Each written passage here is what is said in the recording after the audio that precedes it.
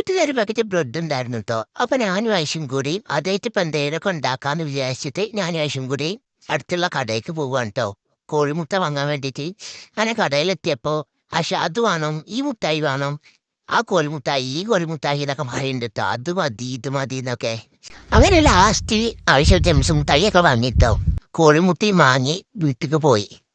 അങ്ങനെ കോഴിമുട്ട വഴിക്കെത്തിയപ്പോ കയ്യിന്നങ്ങോട്ട് വീണുതാ. ആകെ തകിട് പുടുവായി. അപ്പഴേ തക്കുടുമായി ഇവിടെ ഹാജരായിക്കുന്നു. ഉറക്കത്തിനൊക്കെ എണീറ്റ് അവരൊരു പാത്രം എടുത്തിട്ട് അതിലേക്ക് കുറച്ച് അമൃതപ്പൊടി എന്നാ പറയുന്നത്, കുറച്ച് മൈദപ്പൊടി ഇട്ട് എടുത്തിട്ടോ. അപ്പൊ ഐഷ ആ പൊടിയിൽ ഇങ്ങനെ കളിക്കാൻ കേട്ടോ. അവൾക്ക് എപ്പോഴും ഉള്ളതാണ് എന്തേലും ഉണ്ടാക്കാൻ ആ പൊടിയിൽ ഇങ്ങനെ കൈയിട്ട് വരല്. അരിപ്പൊടി ഇത് പറയാനോളല്ല ഇങ്ങനെ കളിക്കും. ഞാൻ ശ്രദ്ധിച്ചിട്ടില്ലത്. എന്നിട്ട് പിന്നെ അതില് പൊത്തിയ മുട്ടയും പിന്നെ കുറച്ച് വെള്ളം ഒഴിച്ചിട്ട് ഇങ്ങനെ മിക്സ് ആക്കിട്ടോ.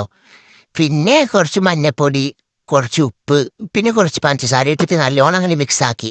ഇങ്ങനെ ഒരു ഫ്രൈ പാൻ ഇട്ടിട്ട് അതിക്ക് കുറച്ച് നെയ്യിട്ട് കൊടുത്തു. നെയ്യാണ് ഈ സ്പൂൺ മുട്ടി പിടിച്ച് കിട്ടണില്ല. അങ്ങനെ ബ്രെഡ് ആ കലക്കി വെച്ചതിൽ മുക്കിയിട്ട് ഇങ്ങനെ പൊരിച്ചെടുക്കട്ടോ.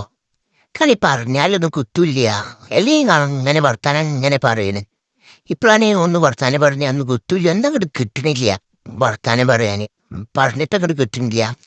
അങ്ങനെ നമ്മൾ ഉണ്ടാക്കിയത് ഒരു ചൂടോടെ ഒരു പ്ലേറ്റിക്ക് മാറ്റിയാണ് കേട്ടോ. തിന്നാൻ നല്ല രസമുണ്ട്, കുഴപ്പമൊന്നുമില്ല. ആയിഷക്കല്ല ഇഷ്ടപ്പെട്ടു പറഞ്ഞിട്ട് സാധനം.